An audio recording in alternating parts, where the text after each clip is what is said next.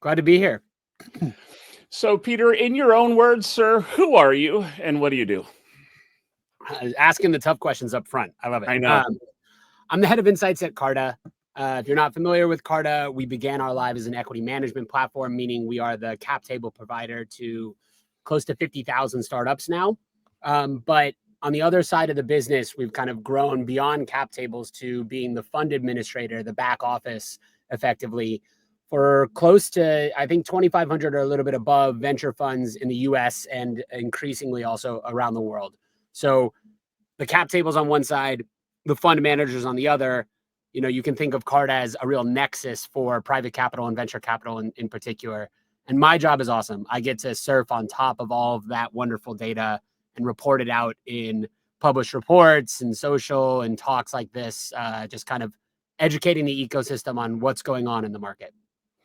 No, absolutely. And I love what you publish on LinkedIn. When I reached out and said, hey, can we actually talk? We have a large community of VCs in Latin America and Brazil, as well as in the United States, but everybody's struggling to raise venture for their next round right now in the VC world. And I was like, do you have any data that could actually cover that? And Peter was like, yeah, I can crush this, which is true.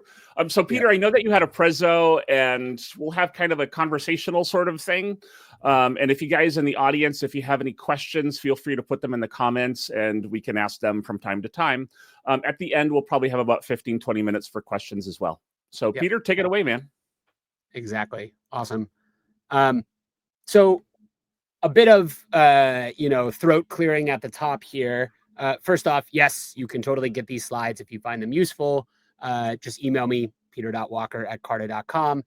And the second thing is, as to where this data comes from, again, this is all sourced directly from Carta companies, aggregated and anonymized information. So that's 45,000 startups plus 2,000 or so in this report, venture funds.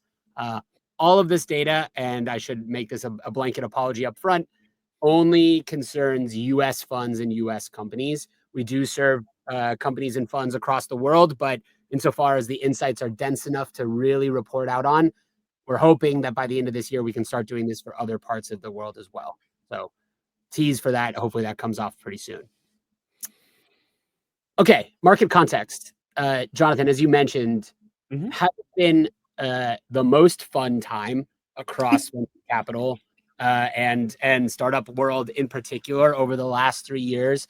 And this is the chart. I mean, this says the whole thing, right? Which is we went kind of wild in 2021, really high valuations, deals being done with very little diligence, a lot of frenzied behavior.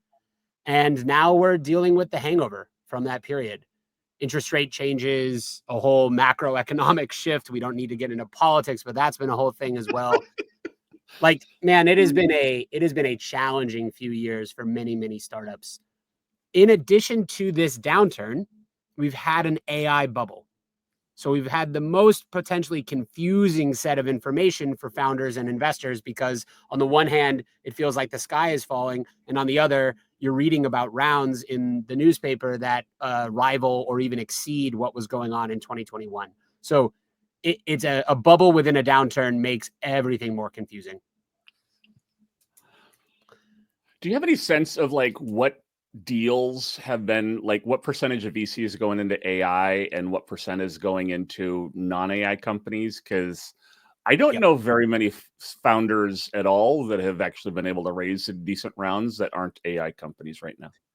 Yeah, so across, it's different depending on the stage that you're looking at. But for all of Carta companies last year, about 32% of all capital went to AI companies. Wow. And you're like, okay, 32, that's a lot, but it's not everything. That's up from like 8% 2 years ago. So it has been a massive change. So that feeling that you're getting, I think, is a feeling that most people also agree with. Is it possible to raise if you're not an AI company? Yes. Is it harder? Way harder. And then you beg the question, what is an AI company? And to that, I say, good luck to you, sir and madam, because it is a very difficult thing to define. And every investor that we talk to has a different definition. So in order to get our data, we did what I think is the simple and dumbest thing. which is we just asked the founders, are you an AI company? And then we did a little bit of work on the back end to like do some verification. But in general, if you're building a foundation model, obviously you're an AI company. But if you're just calling ChatGPT and automating a workflow, does that count? Who knows? Some investors will only invest in you if you are a wrapper. They have a thesis around application layer AI that is just, we don't actually care to deal with the models. We think that that's going to be a boon to everyone else. So it's all over the place. Again, confusing times. Yeah, no, I hear you. So if you're looking at that hangover, where has it been worst? The closer you were to IPO, the faster that this fundraising cliff has hit you. But it's not like pre-seed or seed has been immune to the downturn.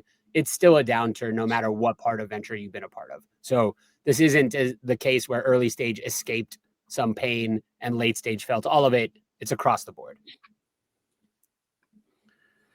And so for any entrepreneurs who may be listening in or fund managers who are advising their entrepreneurs, the typical advice around US venture for a long time was you're going to raise a round every 18 to 24 months. That's that orange sort of section across this timeline. And you can see that over time, the days between a seed and a Series A, or the days between a Series A and Series B, et cetera, they've just keep creeping up. The median, that's the median amount of time. So if you're a founder and you expected to raise your Series B, call it 600 days, 700 days after your Series A, but you ended up having to wait 1,000 days before you fundraised, could you do it? Right? What changes to your business would you have to make? Layoffs come out into play in here, software spend cuts, changing the capital base of the business. It's been really tricky for entrepreneurs of late. My instinct is that a lot of these lines are difficulty fundraising for sure, but some of them are also choosing not to fundraise by early stage founders who are saying, look, maybe I don't need as much capital as I initially thought. That's also a part of this. So again, just back to our broad theme of confusion, it's not as though these lines paint an altogether terrible picture, but it is something founders should be very aware of, that you might need to make that capital that you raise today last a lot longer than you expect. Are rounds getting bigger, or basically rounds staying the same size? Rounds are getting bigger, Okay. but they're also becoming more barbell. So the middle, it used to be that the median seed round on Carta was something like $2.5 million. Now maybe it's $3 or $3.5 million. But we also see people raising at the very low end and at the very high end. So it's again, I think people have very different conceptions about how much capital they actually need to build the business. We've heard a lot about, I don't know if I love this term, but like seed strapping, raising one venture round and then trying to get as far as you can with that money.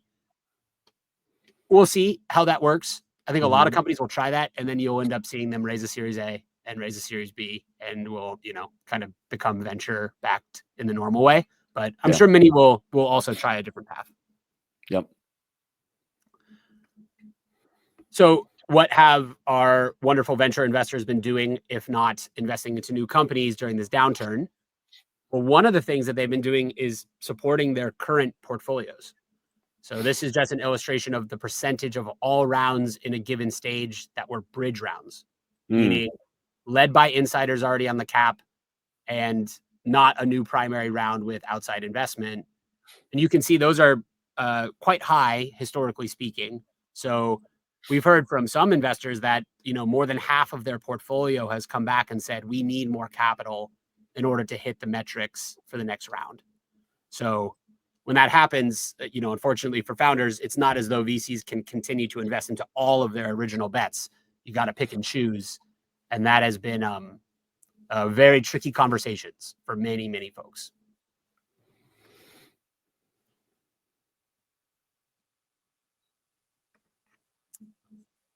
And then that, of course, if you overfund at high valuations, a bunch of companies in 2021, you then have to deal with down rounds in the later years. So many, many companies are coming to the conclusion that, look, we got ahead of our skis in 21. We are not worth what the sticker price says. So we are going to do the hard thing, and we're going to take that down round. We're going to recapitalize the business in some cases. We're going to reissue stock to employees. The good ones do that, at least for new 409A valuations. But all of this is just a picture of turmoil. These are not fun moments for founders, not fun moments for employees when they even know about it, which many times they don't. This is a picture of a lot of difficult conversations across venture. Jorge in the audience has a question. He says that we knew that COVID was an outlier and it damaged kind of a bunch of startups. Did COVID change everything? Or is this a permanent sort of change? Or do you think that there was a correction and now it's over and we're kind of getting back to baseline? Yeah, so Jorge's question is one that I think about a lot, which is, okay, we understand that 2021 was this aberration, but is it something where you go up and then maybe you undershoot, but effectively long-term you're on the same trajectory, or did it really fundamentally change venture? My instinct is it did not fundamentally change venture. However, the consequences from the COVID times have extended far longer than I think people expected. So the problem was if you overfund a bunch of companies and they have very high valuations, it has so many knock-on effects. One, those companies have difficulty raising the next round, have to do down rounds, et cetera. Two, you have a lot of layoffs at those companies. Three, fund managers, which is the data we'll get into soon, are not realizing liquidity at the same rates from those companies because they cannot continue to grow.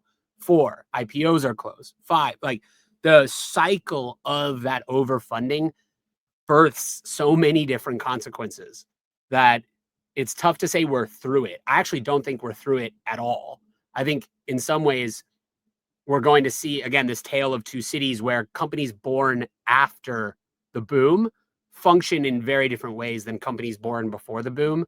And those will just like kind of diverge in the woods in some ways.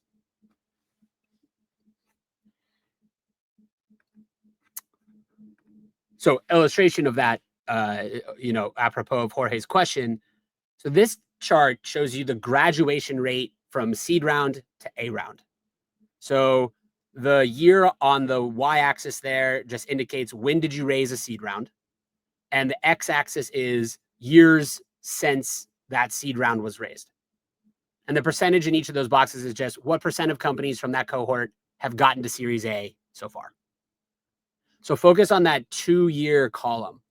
You can see that for many cohorts in the boom times, something like 30, even one time in 2020, 40% of companies were getting from seed to A in 2 years or less. That is like speed running venture capital.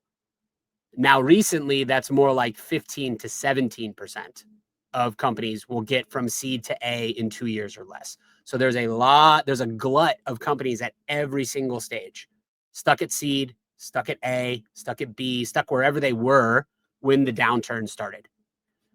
And so venture capitalists are having to do this difficult dance of, I want to be good partners to the companies I funded in the boom times, but I'm also really interested in companies that are moving faster than them, that are younger, that maybe are in the same industry or replace them effectively in some ways.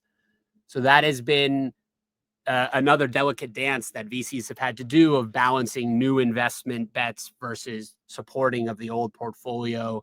And that, I think, has roiled a bunch of founders who feel as though they are not getting the support that they expected from their VCs, but in some ways it's kind of just a fact of life, sadly.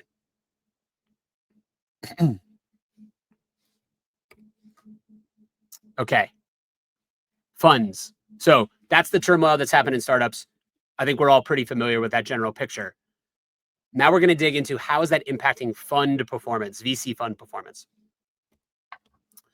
So to illustrate the data set a little bit, we took a look at over 2,000 venture funds that use Carta as their fund admin. As you can see from the fund sizes here, the majority of those funds you would classify as emerging managers. We do have funds up to $1 billion on the platform, but for this analysis, the majority are, say, between $25 and $100 million in committed capital.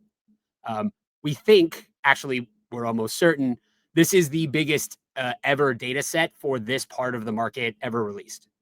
So when you look at Cambridge or Preqin or PitchBook, the data that they have access to is typically talking about large funds for the majority of those cases, whereas this is the early part of the market. So just to keep that in mind. So what's changed? You know, the kind of pitch that you had, Jonathan, a couple times on LinkedIn about what we were going to talk about here. Why are LPs continuing to invest into venture funds? This is one illustration of the difficulty within that question. So this is just the median number of LPs in a fund based on when the vintage of that fund was begun. So it peaked in 21. You might have, 50, 60 LPs. Now it's more like 30 or 40 LPs. So what we think is happening is the same thing that happened to the angel investing community, where there were people who became LPs in venture fund for the very first time in 2021. And they're looking at the potential return and they're going, even if I like this as an idea, I just can't, I can't in good conscience commit more capital to this asset class if my liquidity is going to be so low for so long. And I do think, sadly, there was some, how shall I say, miseducation around how long this was going to take. If you're an LP in a venture fund, you are signing up for a 15-year journey, not a 10-year journey, a 15-year journey based on our data. So if you're expecting capital back in 5 years, you're just fundamentally misaligned with the asset class in many cases. Jonathan, I think you're on mute, by the way. Sorry about that. I've seen a lot of VC decks that say, 7 to 10 years plus 2, where just the scuttlebutt is that it's taken 10 to 15. It's good to hear you say, no, this is a 15-year ride. Absolutely. 10 years, I think 10 years is a good marker for having a decent sense of where that fund will end up as a full, in terms of fund returns. I think it's actually a pretty good checkpoint, but that is not the date at which you will get those distributions. It's just not going to happen that quickly. If the biggest companies, especially the big winners, stay private longer, we can talk about secondaries and how that impacts things, but it's just not the case that you can expect money back from these funds. So you have to be long-term aligned in this asset class. And I think the misalignment on time is one of the biggest underlying changes for the last 5 years. Yeah. And so if there's less LPs per fund, does that mean that the check sizes are bigger or are the funds getting smaller? Great question. Both are happening. We do hear from a lot of emerging managers that perhaps they went out with a soft target of, say, 50, but they're going to run the fund at 40. That kind of tale is very common these days. But a lot of LPs have kept their check size the same. They're just investing into fewer funds in general. So in some ways, you can actually see some of these check sizes rise slightly, but most of that, I think, is a quote unquote flight to quality or just a choosiness amongst LPs.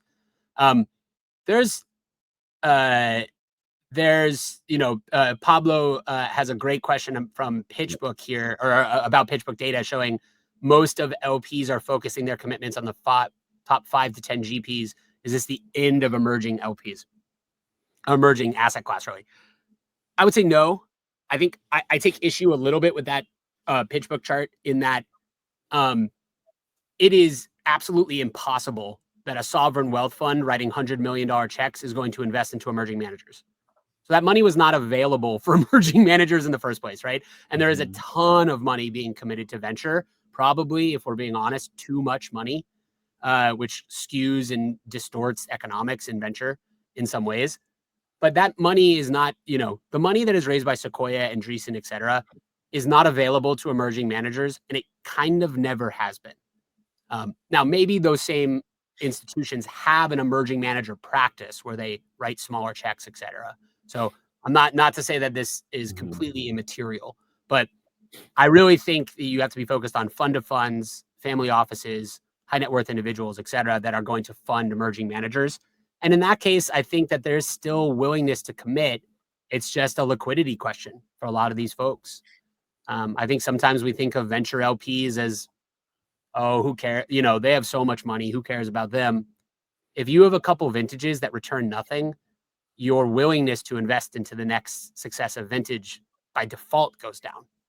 You're just going to question your allocation to the ecosystem. So I think those are big questions and fair ones. A LinkedIn user says, in terms of data set size, do you have a sense if AngelList's data set is larger than yours, or if your guys is larger than AngelList? So I read everything AngelList puts out. None of their reports have any fund counts in it, so I have no idea. All of ours do. If they want to put out fund counts, I'd love to read it. I think that they actually put out really cool stuff. But as far as I know, my instinct based on the way that their performance metrics look versus ours is that under 25 is actually not granular enough. It's probably like under 5. So it depends on what you classify as an emerging manager versus like a trial fund, et cetera. But I think they do great work. And I'd love to read more comprehensive reporting. No, and anecdotally, I know a lot more fund managers that use you guys as opposed to use AngelList. For me, it's like 10-1, maybe 10-2. Jaime asks, to be honest, I think we're serving slightly different use cases as well. Yeah. You know, like if you're trying to build a firm and go fund 1, fund 2, fund 3, I think we are the platform of choice for you. If you're doing syndicate investing and you're not sure whether or not you want to build a fund, et cetera, like I think different options for different folks. Yep. And Jaime, Peter said at the beginning that we'll probably have more data on LATAM end of this year, maybe beginning next year. Hopefully, I hope. Yes, at least on the cap table side, I think we're going to start doing some LATAM reporting. Fund side is much harder. That is a much smaller population for us. But yeah, Jaime, keep bugging me about it, but don't hold me to it. Don't be too disappointed if I fail you here. and Jorge has some other questions as well about like what's the average check size in a $1 to $10 million fund? Yeah, so this is just anchor check, right? So this is just the biggest check into those funds. 1 to 10, the anchor is probably going to take between 20 to 25% of the fund in general, and then you kind of fill it out with smaller tickets. That would be so an average ticket around 500K, but an anchor north of, call it 2 million or so, I think is pretty reasonable. There are the fund LP counts. I think the strategies there are pretty widely varied as well. So is it going to be the case that you want to collect, same thing with founders here, like do you want to collect a bunch of small ticket checks and manage a much larger pool of LPs, or is it more useful to you to stay focused on higher level checks where you manage fewer LP relationships? I've heard both, honestly, but I don't know exactly where the market is headed on that. Cool. Okay, let's get to the fun or not so fun stuff. Dun dun dun. I'm gonna clip that and put it on all of my presentations. Yeah, that's good. That's really nice. Okay, performance by year. So this is net IRR, so net of fees and carry across all the funds that we spoke about. So all 2,000 funds in each one of these vintage years. Obviously, the older vintages are better performing because they have had more time to mature. So that is expected. However, if you look at 2021, already kind of lagging behind even younger vintages in some cases. I really think that a lot of what the performance metrics say here is, one, performance is struggling a little bit across the board, but two, this is just a reinforcement of how crucial vintage year diversification actually is. There will be good vintages and bad vintages, and selecting them in the moment is very difficult. So for the funds who were begun in 2020 and then invested 80% plus of their capital to invest in 21 in that frenzied market, outperformance is going to be very difficult because there's just not enough time dilation there to have chosen the right companies. And so to expand on that, Peter, in terms of time diversification, so if I'm a fund manager or an LP, it makes a lot more sense to make measured investments on a year-by-year basis into different funds, and as a VC, make measured investments over multiple years, and not get carried away and splurge and write a whole bunch of checks one year and none the next. Is that exactly? Or too scared on the other end and say, "Oh my gosh, things are going to hell. I won't do any investing this year," which we saw deployment pace rapidly decline from 21 to 22. yes, like consistent investment across time periods, I think is almost certainly the right way to go. Now, of course, VCs can have reasonable pushback there and say, look, I'm just investing based on the quality of the founder that I encounter. And I'm not trying to, I might meet someone tomorrow who's the perfect person, even though I made a deal last week. I get that. That's totally fair. But on an aggregate basis, investing too much of the fund in a single year, it's what it does is just increases the variance. Either you're going to be really right or really wrong. And being wrong in 2021 was a lot easier than being right, even though it didn't feel that way. Yep. So if you take a look, so this is not median IRR, this is top quartile IRR. So top 25% of funds for each one of these vintage years. And the clearest part, so the reason that we build these charts this way is because it allows you to compare vintage years against one another on similar paths. So the x-axis in this case is quarters since the vintage began. So you can see the curves of these charts, and you can really measure, hey, at 8 quarters, how do these vintages do against one another? But again, the pattern's incredibly clear. Shooting up, really big IRR changes for 21. Everyone was excited, a lot of markups, etc. And then gradual declines here as, or in some cases, fairly steep declines as down rounds have happened, as valuations are, IRR, because it takes into account the time value of money. The staler a mark is, the worse it is on an IRR basis, whereas a TVPI, it just kind of stays flat. But stale marks are not good for IRRs in this. So we see a lot of fund managers using this kind of data to go back to their LPs and say, look, we're actually doing pretty well, even though the absolute numbers might not be exciting to you right now. And there's time for this to get better. It's going to be hard. And you can see some of the traditional J curves in venture still exist. We'll run through these charts, I think, a little quicker. Same thing for TVPI. You've got 90th percentile TVPI looking pretty good so far for 2017, et cetera. It's tough. One of the things, I don't know, Jonathan, if you have any opinions on this. One of the things that I get kind of frustrated with is when people take this data and then lay over like what the S&P did over the last 7 years and say, everyone who invests in venture is an idiot, just invest into the S&P or the NASDAQ. Like, those are fundamentally different products serving different needs. And yes, the median venture fund is going to underperform public markets like all the time. You should expect that. I don't understand why that would be like a case against venture. If you're investing into the median startup or the median venture fund, it's not a good investment. You're looking for the outliers in everything. Yeah, and as I was kind of learning about this industry, I was always like, well, what is the industry performance of venture as compared to like an S&P 500 benchmark? Yep.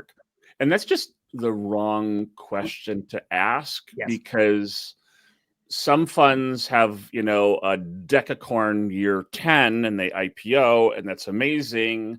Yep. And some funds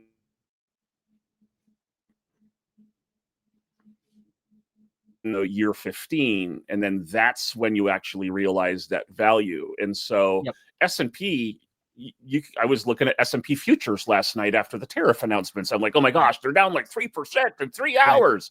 Right. And so it's a much different time scale. Like venture performance, you measure in like decades and vintage years, as opposed to S&P, where it's like minute by minute, day by day, month by month sort of stuff. 100%. And we've had like a historic run on the public side over the last few years. Look, if the question is, should I put $1 into NVIDIA versus $1 into venture? For most investors, the answer is obvious. Don't invest in venture.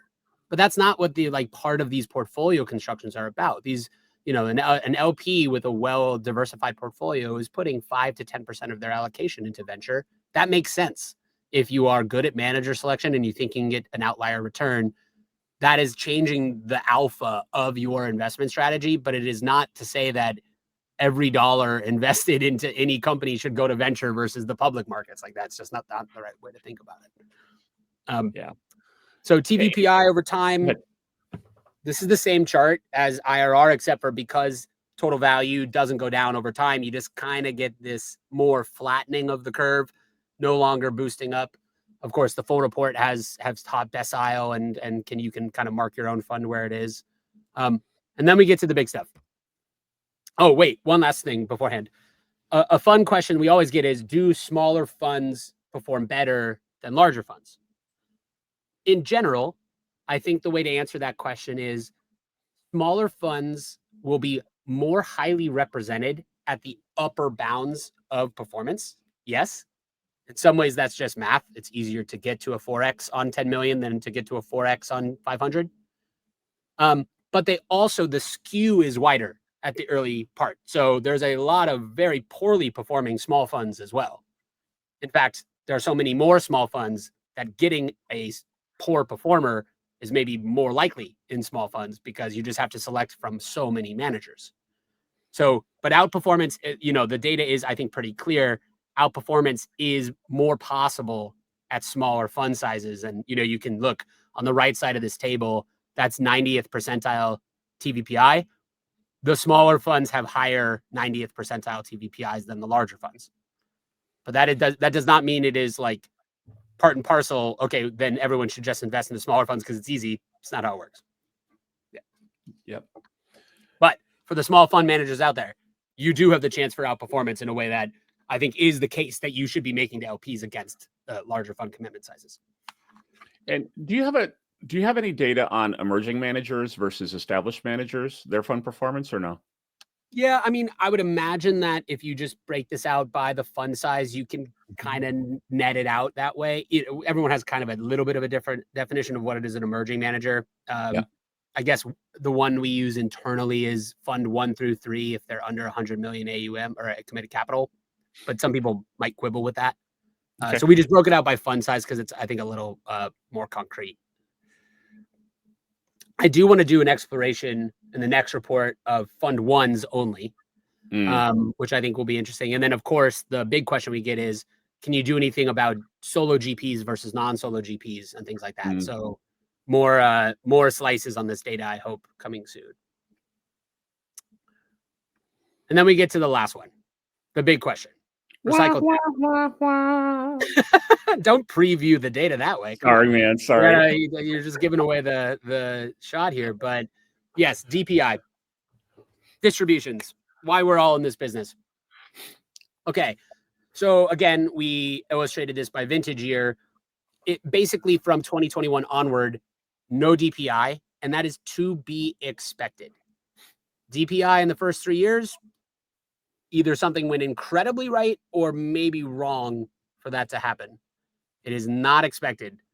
Now, once you get into 2017 is 7 to 8 years old now, then you start to see at the outperformance, fairly significant DPI.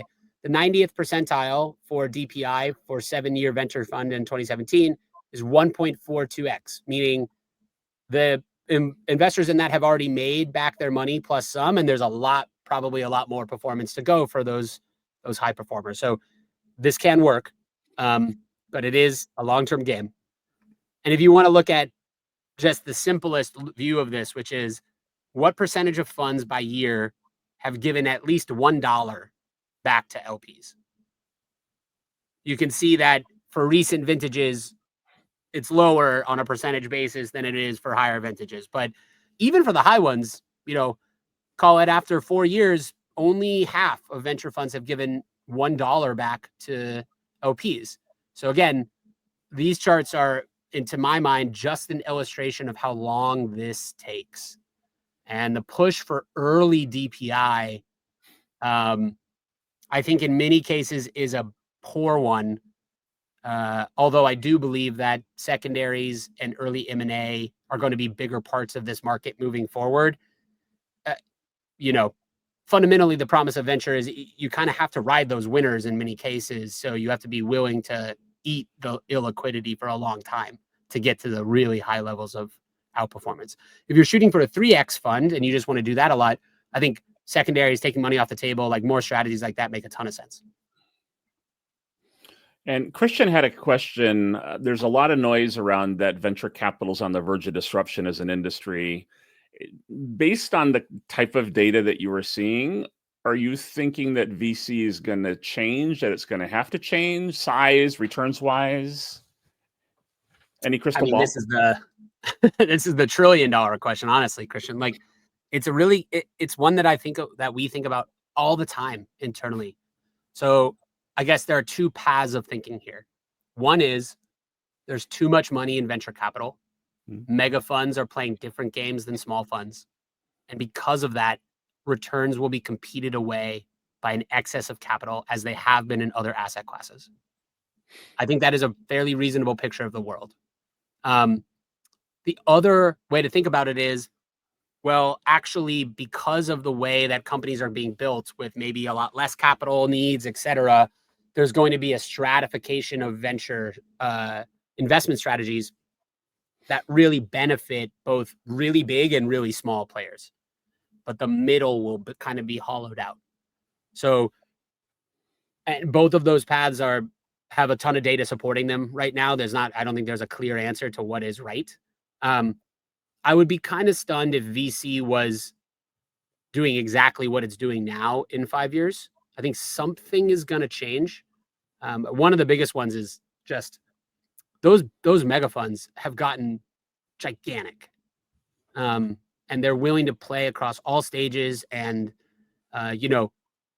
some emerging managers, I think, rightly point out, well, you can't get a 10x on a Andreessen fund anymore. It's just not possible. I got to be honest, that's not why the LP is investing in Andreessen. They know that. They're not going, they don't expect a 10x or a 5x from those. They expect conservation of capital and then a lot of other perhaps non-return reasons why you might invest into Andreessen. So the games are getting more diverse. And if you also look 5 or 10 years ago, even like 7 or 8 years ago, AngelList was making huge waves. Yep. And now, just like the AngelList syndicates, and now they've kind of morphed into a bit of a, yes, they still have syndicates, but they're a fund management platform. Yep. Like the big thing when I came into town in 2010 was, super angels and micro VC funds. Yep. Like a sub $100 million VC fund was a huge thing. And now you have 1,500 of them. Yep. And so the industry changes a ton from year to year. Yeah. And there's a part of me that, so there are two words, or there's one word that I really don't like that people keep throwing around in venture capital, which is the word tourist. It's like, oh, they're just tourist VCs or they're tourist founders, meaning they did this because it looked cool. But yes, do those people exist? Sure. But are the people that fail all tourists? No. A lot of them were trying real businesses or trying to be great VCs and they just didn't work. I don't know what the instinct is to just like downplay other people's stuff when you don't know what their motivation was.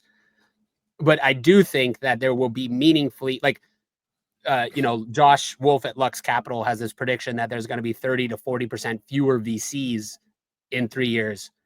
I think that's probably that's aggressive, but I don't think directionally it's wrong. I think there are a bunch of VC funds who got started in the last few years who this will be their only fund. And that's obviously tricky for founders to navigate as well if you're not sure if a fund manager is going to be around to support you in 10 years. And I think the hard thing from the entrepreneur side is VCs aren't really public about that information. True.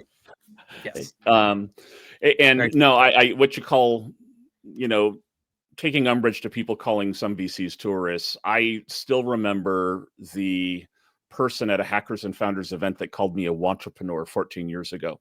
Right. I'm still in the game.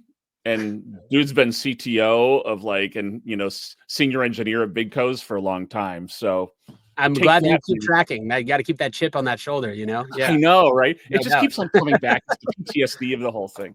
Yeah. Juan said, do you have any info on capital calls that aren't making it through? Like, are LPs getting skittish? Yeah. So this is what we would call a default on a capital call. Really, it's a really interesting question. So we did see that percentage rise a little bit over the last few years. It hasn't exploded. And then you might wonder, it's okay, if you have a contractual agreement with an LP and you're a fund manager, and they don't fulfill their contractual agreement, why wouldn't you be vocal about that? Well, it comes back to the relationship of venture. Like, that might be burning your bridge to a lot of other capital. Venture is it pretends to be big business and finance, but it is at the heart of it very, very, very small and relationship driven in many cases. And so this is, again, why some founders just kind of take bad behavior from VCs, or the same with GPs to LPs or whatever. It's because they don't want to burn bridges. And so we have seen some capital call defaults increase, but again, it's not like a meaningfully large percentage. I don't think that's happening too much. And then there was also the second prediction, which was, well, some VCs are just going to return LP capital and say, look, we just don't think that we will be an outperformer in this market. We haven't seen much of that either. So people are continuing along their tracks and sort of letting the chips fall where they may. Yeah, and fund managers are essentially entrepreneurs as well. It's just Yes. it's a fund management business as opposed to a startup business. Yes. And it's really hard for a founder to just kind of walk away and say, nope, I'm done. This isn't gonna, this is gonna outperform. It's always blood, sweat, and tears. I'm gonna keep pushing this. Yep. Well said.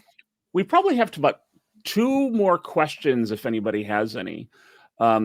Peter, if you had a magic wand, what would you change about the industry in the next couple of years?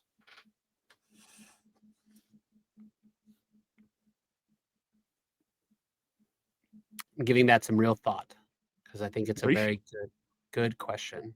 Appreciate it. I think what I would change would be 2 things. The first is I would try to increase the both availability and decrease the cultural stigma of secondary activity in the earlier stages. So, and this is changing, but to me, I think one of the problems with venture is that it is, by its current construction, a power law asset class to a like an almost absurd degree. Whereas I do think that there are interim models where you have pre-seed funds that then take the money off the table at the A or the B and return cycle capital a little bit more quickly. And I know some people are doing it, but it's not by and large a thing that happens. I think there's more availability to sort of take money out of these growing businesses as they grow and recycle it back to the earliest stages. So that's one. The second is, and this is, if VCs are good at one thing, it is marketing themselves and their asset class and like this way of company building. I do think that just making sure founders understand that venture is not the only way to build a business, and that also venture can be available to you after you do something else. So maybe you start this as a bootstrap company, you grow pretty significantly, and then 5 years down the road, you interact with VCs instead of doing it up front. I think that VC is a wonderful capital source, but it doesn't have to be as rigid as it is today. So I would try to like diversify when and how people interact with the venture capital ecosystem. I don't even think a magic wand could take away the mega fund problem and all that kind of stuff. So I'm not going to touch it. Yeah. No, and I've been doing a lot of talking with, for instance, different stock exchanges who are, like the London Stock Exchange has a fantastic IPO product for companies in like the $300 million to $2 billion range. Yep. Like 20 years ago, we had that in Silicon Valley. This is where, NVIDIA listed at what, a $300 million valuation. Can you imagine buying that IPO? Right. But people keep on asking me like, well, why haven't I heard about it? And I'm like, well, venture has a couple $1 trillion in AUM that pays for a lot of PR, man. Certainly does. And you have one stock exchange, yeah, like competing against that. And so I would love to have more different varieties of different funds and different types of capital available for founders. I love that. I also think that you've touched on a really important point, which is someone needs to make the bull case for going public. Yeah. I think that in this environment, there's not enough folks who are trying to actively make the case that not only is going public something that you want eventually, but it is actually good for your business.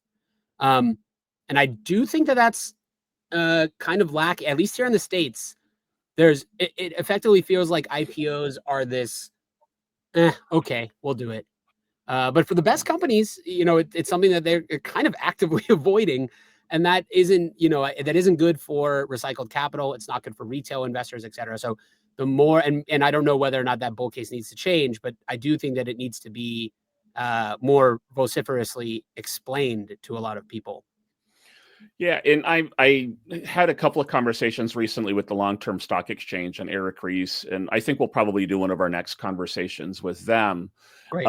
Their argument is that the current U.S. stock markets are basically optimized for hedge funds who get paid every quarter, and so it's about quarterly returns. They get optimized for high-frequency traders, and they also get optimized for fees from the huge banks, the huge lawyers, and the huge accounting firms. Yep. So everybody's incentives are bigger, bigger, bigger, wait until later. Yep. Whereas that's not really in the founder or the company's best interests. It's not in the best interests of the early shareholders, and it's not interest in the retail investors. But it's a $25 trillion asset class. So are you going to argue with that? Right. Christian said, based on the last comment, the magic wand one, should there be a third option other than M&A and IPO? I mean, there is. Secondary tender offers have been exploding in popularity. I think actually getting a little bit more headlines than they potentially deserve, only because they're restricted in some cases to the very cream of the crop. So if you are Stripe or SpaceX, you have unlimited private demand. You can get your employees liquidity on a regular basis in the private markets. You do not need to IPO for that reason. You can make bull cases and other reasons. That status does not apply to most private companies. If I listed the majority of private company stock on a stock exchange and people could buy or sell it, I think you'd be shocked at how little demand most of those companies have, because they're, tiny businesses and it's not clear whether or not they're going to work. So I think it's not an every company place, but I do think secondaries are an interesting part of the market that's here to stay. And I think there'll be more creative uses of them moving forward, especially if a company is going to stay private 15 years. And having recently spun out of a secondaries fund at Practical VC, they kept on saying that the VC market is probably 5 or 10 years behind the private equity market, where in private equity, you actually have like buyout funds, like they will just go and buy out other funds. Or there's secondary VC funds, or there's VC funds that will take one whole LP position, or there's a lot more variety in the private equity world. And I think that will probably have to happen in VC as well. Jorge also asked, for emerging fund managers, what do you think is the main reason LP says yes in you when they believe that there is why do LPs say yes? We ask a lot of LPs this, and they give us a diversity of answers.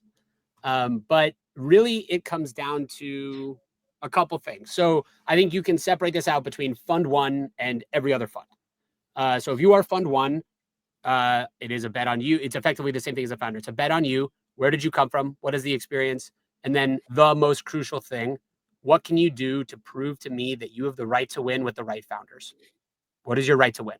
How can you source and close, not just source, but actually win those deals? And this is an interesting thing we're going to see right now in a creative way. We're seeing a lot of GPs spin out from really big funds and start their own thing. I think the thesis there is, I have this institutional background, but I think I can win with founders, et cetera. And we're going to see very quickly which of them depended on the brand of that big fund and which of them go and win themselves. But that is always the case. How do you win yourself? And then the second, when we get to that second category, which is Fund 2 and beyond. So this is potentially the question, Jorge, of why would an LP fund continue to commit capital to a manager that they've already worked with? The line that we always hear, and I know it's frustrating for GPs, is, did you do what you said you were going to do. And some of that is easy, right? Some of that is we invested into you because you are a biotech fund, but half of your portfolio is an AI enterprise. Even if you're kind of right, it's not what that was not what we asked you to do.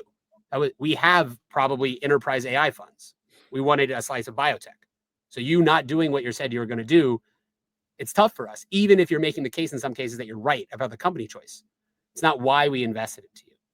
Yep. The other thing is ticket size. Like, did you have a theory of the world that ended up proving true? I could win the deals at the check sizes that I thought I was going to win the deals with the right founders. I was seeing the right access points.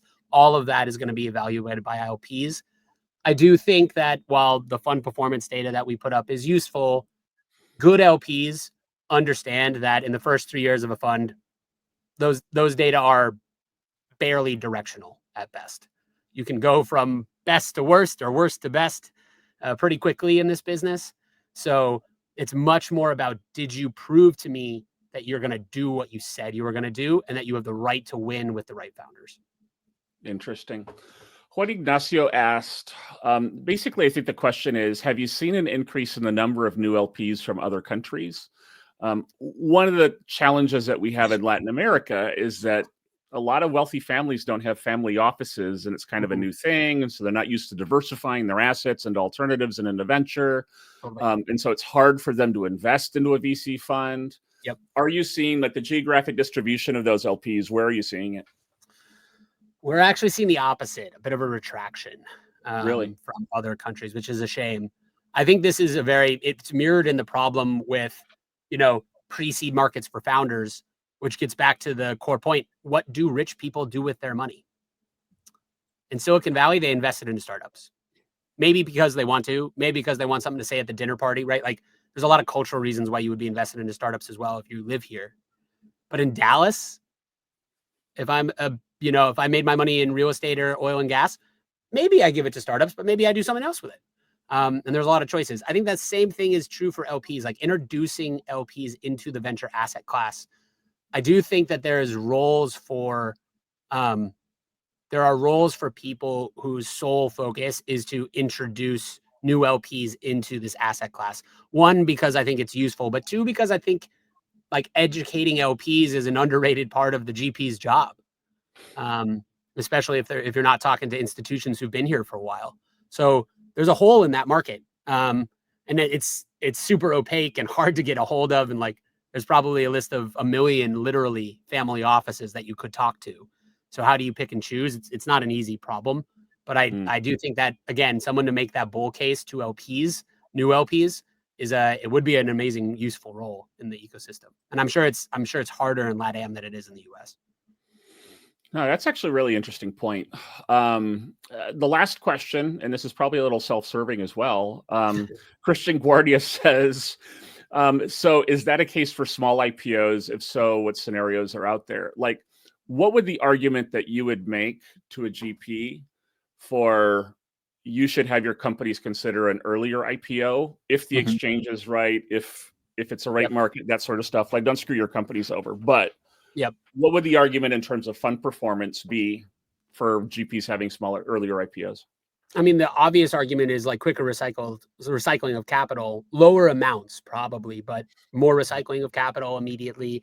And then it's a question, I think, which is a worthy one that LPs should raise with their founders, which is like, does this introduce discipline into this business that is necessary? And the other route, if you're really thinking about this and you're saying, okay, we're a $300 million valuation business, $400 million valuation business, something like that. What are our options? We don't think we're going to get to pure venture scale. We could small cap IPO. We could start talking to PE firms and that kind of thing.